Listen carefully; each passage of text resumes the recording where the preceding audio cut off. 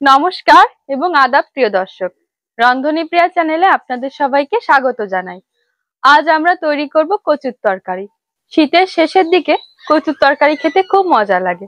আপনারা সম্পূর্ণ ভিডিওটা দেখতে থাকুন। প্রথমে কচুটাকে কেটে নেব। এটা কিন্তু আমাদের বাড়ির কচু, 10 কেজি হয়ে যাবে, অনেক ভারী, এজন্য আমি উঁচু করতে পারছিলাম না তখন। এই যে কচুর এই অংশটা বাদ দিয়ে দেব।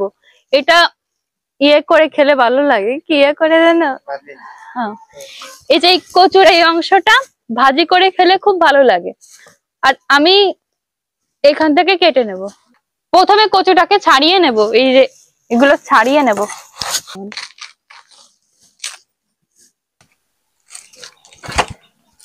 কচুর এই মুখটা লাগাতে হয়, তাহলে আবার কচু হয়। কচুর এই চোখ শুদ্ধ কচুটা লাগিয়ে দিতে হয়। এই যে মাথাটা, মুখ বলে এটাকে। এবার কচুটাকে কেটে নেব। কচুর এই নিচের অংশটা ভাজি করে খেলে খুব ভালো লাগে। আমরা এই অংশটুকু রান্না করব, আর মা বাদ বাকিটুক দিয়ে বড়ি দেবে।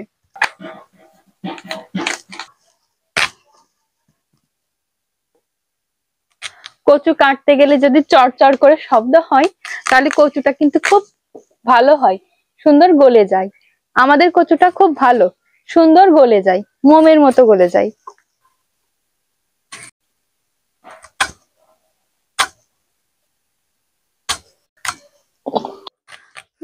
বকুলের মালা শুকাবে,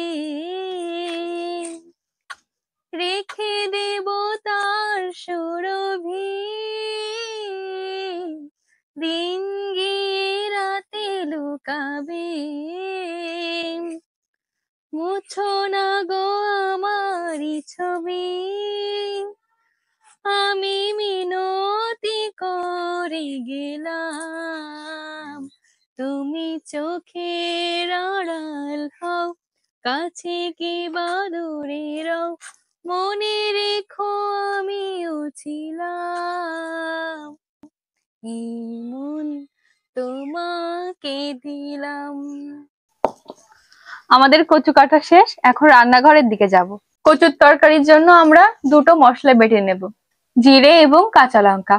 এই দুটো মশলা হলে কচুর তরকারি রান্না হয়ে যায়, আর খেতেও দুর্দান্ত লাগে। জিরে,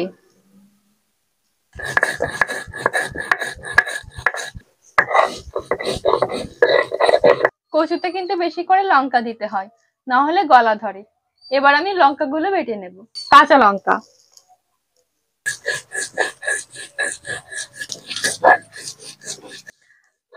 কচুতে কিন্তু শুকনো লঙ্কা দিতে হয় না, তাহলে কালারটা নষ্ট হয়ে যায়।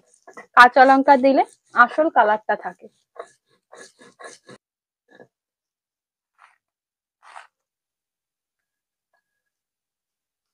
মাছে নুন হলুদ মাখিয়ে নেব। নুন, হলুদ। আমাদের মশলা বাটা শেষ, উনুনে জাল ধরিয়ে মাছ ভেজে নেব। সরিষার তেল দিয়ে দেব। গরম তেলে সামান্য লবণ দিয়ে দেব, এতে করে কড়াইয়ে মাছ লাগবে না।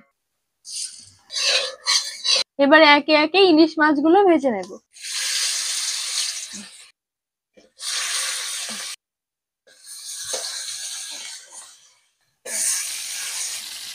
কচুর সঙ্গে কিন্তু ইলিশ মাছ খুব জমে। গরম তেলে লবণ দেয় দেখেছেন, কড়াইয়ের গায়ে একটু মাছ লেগে যায়নি। মাছ ভাজিগুলো হয়ে গেছে, এখন নামিয়ে নেব।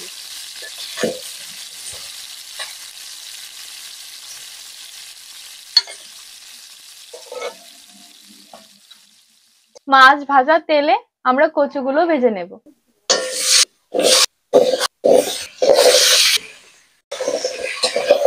লবণ, হলুদ গুঁড়ো,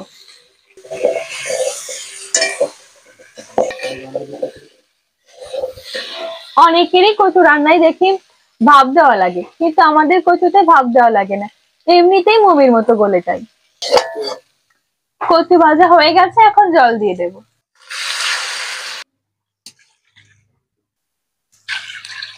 কচুটা ভালোভাবে সিদ্ধ হওয়ার জন্য ঢাকনা দিয়ে রাখবো। যে ঢাকনা দিয়ে ঢেকে রাখলাম, এবার 5 মিনিট পর মশলাটা দিয়ে দেব। ঝোলটা ফুটে গেছে, এবার আমরা মাছ এবং মশলা দিয়ে দেব। শিলনোড়ায় বেটে রাখা মশলাটা। দেখুন মশলাটা দেওয়ার পর রংটা কি সুন্দর হয়েছে। এবার মাছগুলো দিয়ে দেব।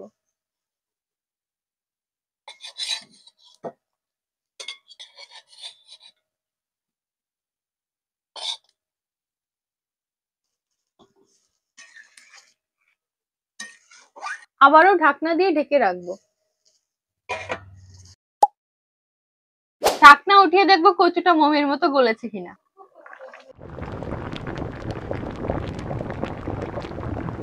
এই যে দেখুন গলে একদম মোম হয়ে গেছে।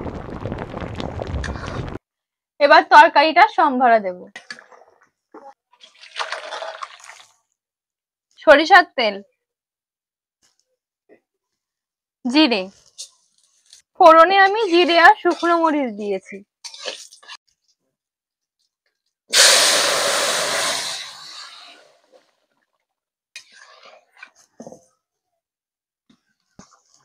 কচুর তরকারি হয়ে গেছে, এখন নামিয়ে নেব।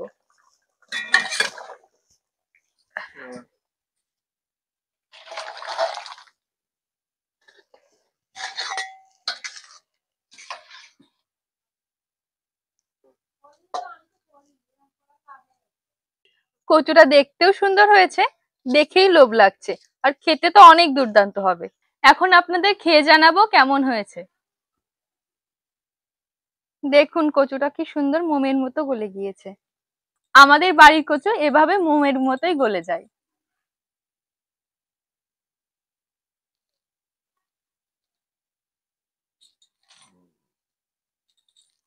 লোভ দিচ্ছে। হ্যাঁ, লোভ দিচ্ছিস কেন?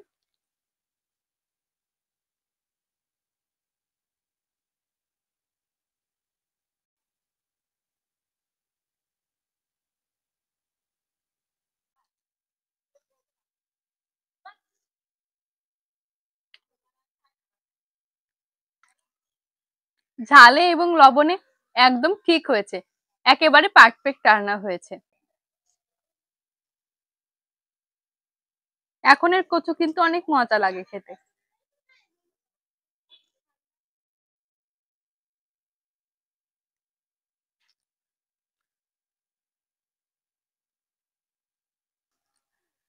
রান্নাটি যদি আপনাদের পছন্দ হয় অবশ্যই একবার ট্রাই করে দেখবেন, আমার স্টাইলে খুব ভালো লাগবে খেতে।